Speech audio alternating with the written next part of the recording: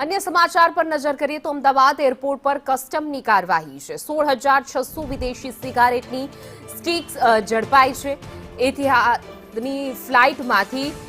एतिहादनी फ्लाइटमांथी जથ્થું ઝડપાયું છે। મલમપુરમ અને કોઝિકોડના મુસાફરો પાસેથી આ ઝડપાઈ છે સ્ટિક। કસ્ટમે જથ્થું જપ્ત કરીને વધુ તપાસ હાથ ધરી છે।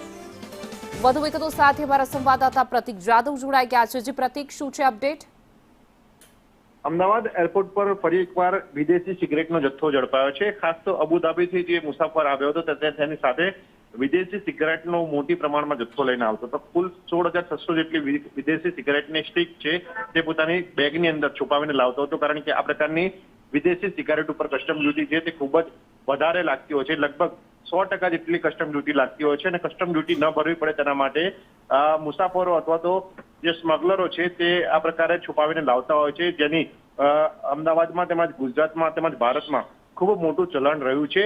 જો કે તેના ઉપર 100% જેટલી કસ્ટમ ડ્યુટી ન ભરવી પડે તેના માટે તેઓ છુપાવીને લાવતા હોય છે, પરંતુ કસ્ટમ વિભાગે ડિજિટલ સ્કેનિંગના આધારે આ મુસાફર પાસેથી આ સિગારેટનો જથ્થો ઝડપ્યો છે અને હાલ આ 16,600 સિગારેટની સ્ટિક છે તેને કબજે કરવામાં આવી છે, જપ્ત લેવામાં આવી છે અને મુસાફર સામે ગુનો નોંધીને વધુ કાર્યવાહી હાથ ધરવામાં આવી છે। જી પ્રતિક, સમગ્ર માહિતી આપવા બદલ આપનો આભાર।